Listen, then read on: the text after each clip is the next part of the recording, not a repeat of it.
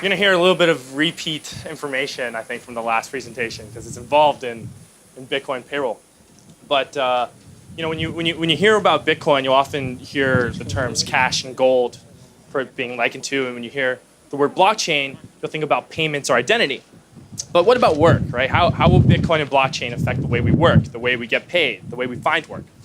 How will Bitcoin and blockchain fit into workforce trends? This is what I'll be talking about.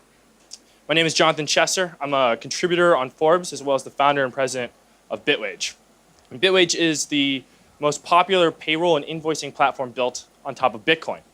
We provide bank accounts in the EU, US, and UK to workers anywhere in the world receiving wages from EU, US, and UK companies. Funds hit those accounts, we convert them into Bitcoin, either send it directly to the users or convert it back into various local currencies and deposit it into people's bank accounts. And we just released a product that allows us to offer unique EU IBAN numbers to workers anywhere in the world. Interestingly, a lot of our success comes from workers from companies like Google, Facebook, Philips, United Nations, Upwork. And this is because our platform doesn't require the companies to actually have to sign up directly to our platform. And so we have a lot of experience in payments and company-worker relationships. But before getting into how Bitcoin payroll will affect the workforce, let's look into why people choose to get paid in it. So there's two different kinds of users that we see choosing to get their wages either in or through Bitcoin. The first is investors. But why would an investor want to get paid in Bitcoin when they can just go to an exchange? Typically, it's because you're looking at faster payments. And the reason why it's faster is because you don't have to deal with either slow international wires or debiting systems that exchanges have to rely on. So same to next day payouts, essentially.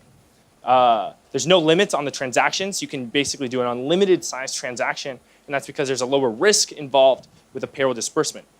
You have more control because the funds are sent directly into your Bitcoin wallet wherever you are. Less counterparty risk of an exchange being hacked, and an easy way to get funds. Finally, the pretty core element of Bitcoin payroll is that you don't need a bank account in order to get Bitcoin. And so for a lot of people, this means reducing the risk of your bank account being closed because of Bitcoin activity, whatever that means. And it also, for others, means that it's actually the only way to obtain Bitcoin, which brings us to the second kind of user getting paid in Bitcoin, which is the unbanked user. But you got to think about unbanked a little bit differently here because there's really three different categories of them. You have the voluntarily unbanked user. This is the kind of person you're going to see in r/Bitcoin or BTC complaining about how expensive it is to buy a cup of coffee, right? And all jokes aside, these are the classic crypto anarchists fed up with the banks on how they hold and loan out our money. And they're actually a fairly important part of our ecosystem because they're going to put pressure on the banks to have to innovate and provide more of the economic surplus that they gain by loaning out our money and returning it back to us with higher interest rates, assuming that this group continues to grow. You also have the globally unbanked user, which is who you think about when you hear the word unbanked, right? They live in a low-income area, they don't have trust in the financial system, and they likely don't have the proper paperwork to actually obtain a bank account if they wanted to. So when you hear that there's 2 billion unbanked workers in the world, these are them. And while Bitcoin provides a valuable proposition to these users, we don't see many of them signing up. And the reason is an education and a scalability problem. Education being the bigger one. It's hard to target these users and even harder to build trust with them regarding financial matters. And so as an industry, as a whole, we've basically decided we're going to focus our business development and education on more technically savvy users. Maybe that has a part of its heart in the sort of the where we came from, which is the crypto world, the cryptography world. Regardless, besides this happening, because of the scalability issues, right? It costs so much to send money, you can't really do microtransactions, so it would be too expensive for them to join. Luckily, as scalability protocols are implemented and easier ways to use Bitcoin are implemented, it'll get solved. But the most interesting kind of user I want to talk about is the locally unbanked user. And unlike the globally unbanked user who has no bank accounts anywhere in the world, the locally unbanked user has a bank account in their home country, but not in the country that they do commerce in, right? This is a remote worker. And so one of the what this means is that they have to choose to receive the payment however the company decides to pay them in, which wouldn't be a big deal, except for the cost to send an international wire is 8% and delays up to 5 days. And so what's even more unfortunate for the worker is that most of that cost is in a bad exchange rate. So it's the worker who feels all the pain of the foreign exchange and the delay, and not the company. So the company has absolutely no incentive to change to a new platform unless, I guess, they really wanted to make that contractor or worker happy. But with Bitwage, because we provide local bank accounts in the EU, US, and UK to workers anywhere in the world, workers are actually able to receive their wages with the ease of a local bank account while getting access to the cost, speed, and ease of Bitcoin. But why are we talking about the remote workforce? Why do they matter? It's because soon we will all be working in decentralized work environments. According to the US Census Bureau, US companies employed 3.7 million remote workers currently, and that's 103% growth over the last 10 years. More interestingly, US companies paid self-employed remote workers, freelancers, $1 trillion just last year, and that grew 30% over the year before. So with around $11,000 of savings per remote worker, companies are looking across borders to leverage the competitive advantages of globally diverse workforces. And we see this at Bitwage, where we've processed over $23 million in transactions. Companies are increasingly moving towards decentralized work environments. And while the internet has brought us the communication tools that are required to begin the remote workforce movement, there's still a lot of issues connecting companies and workers from across borders. Speaking with potential customers in our 13,000 user base, we've determined 3 main issues: language, payments, and trust. I won't talk much about language because systems like Google Translate or AI platforms will deal with that, but it's in the realm of Bitcoin and blockchain that payments and trust will be the most relevant. And I'm not going to go too into detail on the whole payment disintermediation story. I think we got a lot of that but just before. But to recap, you have to send money through a series of intermediaries with an international wire transfer. It's going to go through correspondent accounts. As money moves through each account, you lose money, you lose time, and that's why you see such high fees. And with Bitcoin, you remove those intermediaries. You bring a process that was previously 8% in 5 days, bring it to under 2% in the same day. But there's an interesting phenomenon that occurs that this story doesn't explain very well. And it's that sometimes when I send money from one country to another, I actually make money on that transaction, even when there's a fee involved in the middle. And the reason why this happens is you'll get exchange rates that are better than the interbank rates depending on the country that you send to. For instance, if you were to receive wages through Bitwage in Ukraine just last week, you would have made 3% better than the interbank rates. Why does this happen? Geographical arbitrage is actually why this happens. So there's a common misconception that there's a single global price for Bitcoin on all exchanges around the world. But you just got to look at Kraken and Bitstamp to realize that this is not the case, right? Each exchange has its own spot rate based off of liquidity and supply and demand on that platform, which means arbitrage opportunities. But when you look at exchanges in different countries, this difference in the exchange rate is exacerbated, and it typically occurs when the demand for Bitcoin in that country or currency zone outpaces global demand. And so people will look at Bitcoin similar to a commodity like gold, platinum. When political and economic conditions cause people to buy commodities like gold, a similar effect happens to Bitcoin. And a great example, which was mentioned, and I'll get deeper into it, is what happened in India last year. On November 8th of last year, Indian Prime Minister Narendra Modi announced the demonetization of the 500 and 1,000 rupee bills. So the bills were worth about $7 and $14 at the time, respectively, and it amounted to 86% of the cash in circulation in that country.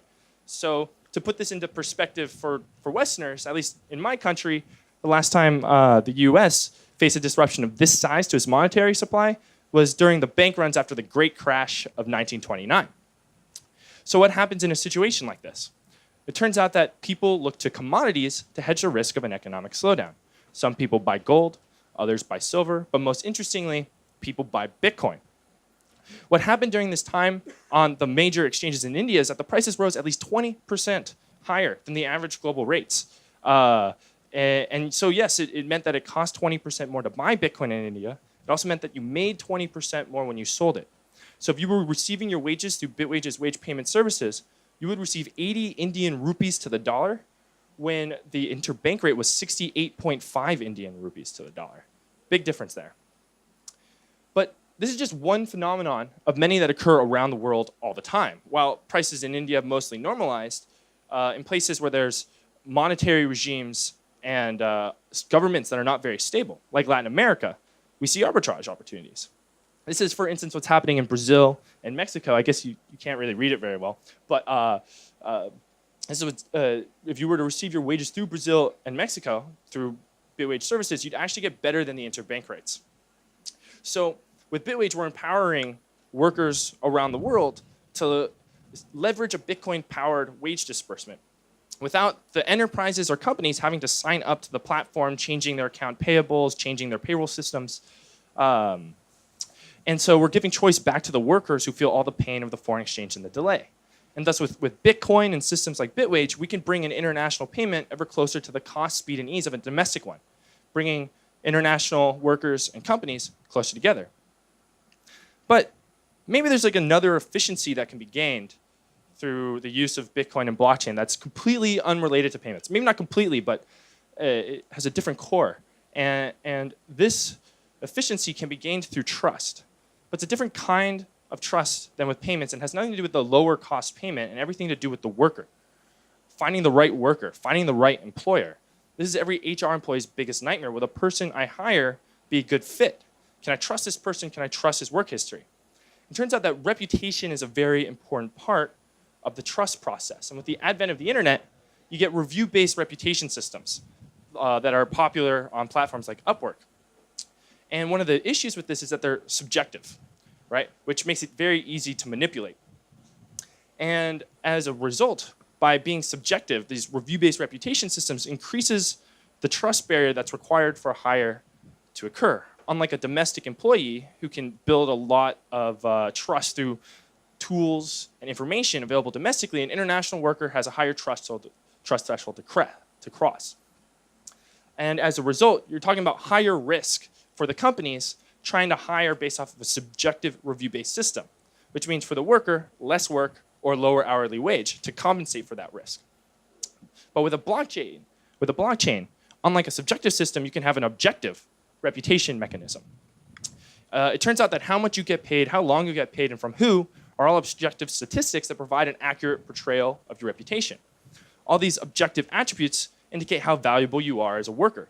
For instance, Amazon Turk worker making $50 a day for a year has one value. A retail salesperson going from full-time to part-time over 2 years has another value, and a software developer whose wage increases every year for 4 years has another value. All of this information is incredibly valuable for portraying your reputation in an unbiased manner. And it turns out that each of these statistics are recorded in a Bitcoin transaction.